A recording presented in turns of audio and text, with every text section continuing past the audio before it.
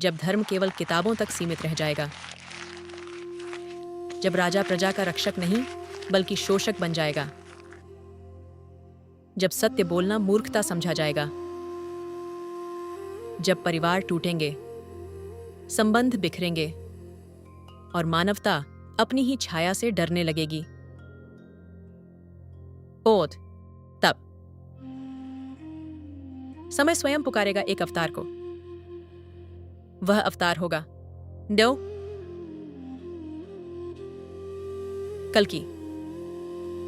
हाँ, वही कल्कि जिनका वर्णन मिलता है विष्णु पुराना, भगवत पुराना और विशेष रूप से कल्कि पुराना में।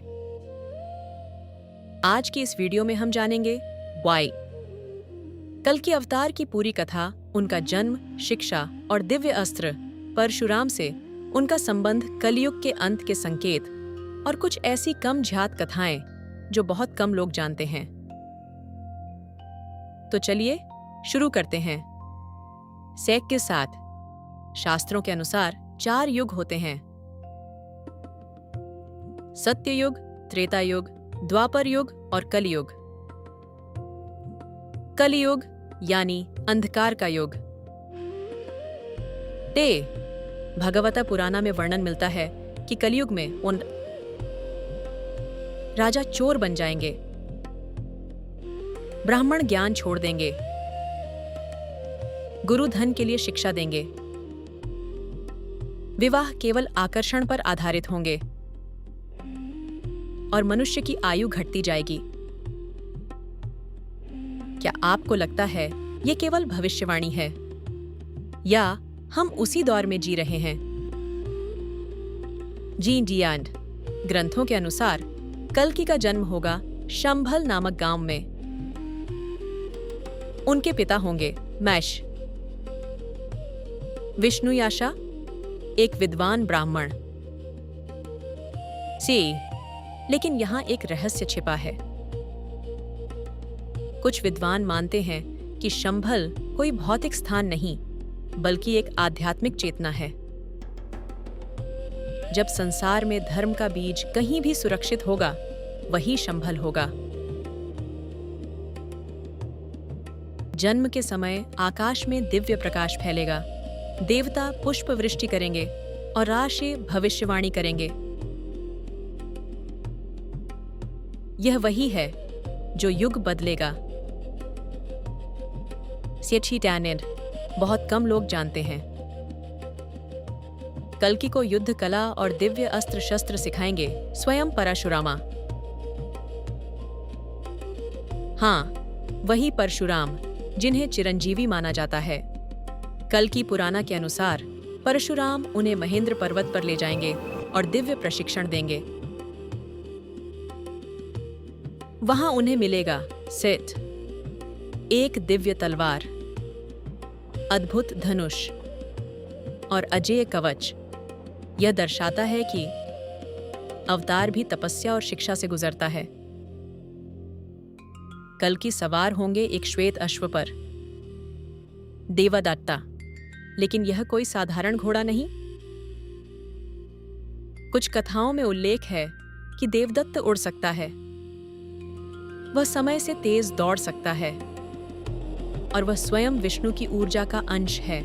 देवदत्त का अर्थ है ईश्वर द्वारा दिया गया। यह शक्ति और गति का प्रतीक है। कल्कि का सबसे बड़ा शत्रु होगा काली। यहां काली देवी नहीं बल्कि कली नामक अधर्म का प्रतीक राक्षस। भगवत पुराना में वर्णन है कि कली मनुष्यों के मन में प्रवेश कर उन्हें लालच, क्रोध और मोह में फंसाएगा।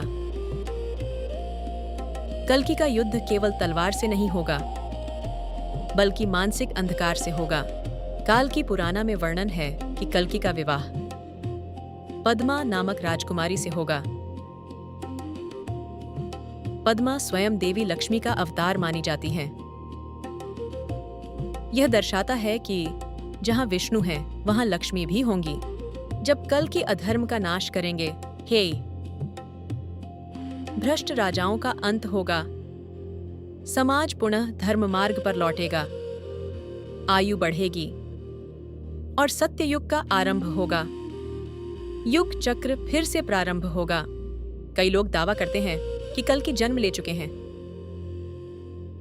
लेकिन शास्त्र कहते हैं कलयुग की अवधि है 4 अरब 32 हजार वर्ष और अभी केवल लगभग 5 हजार वर्ष ही बीते हैं।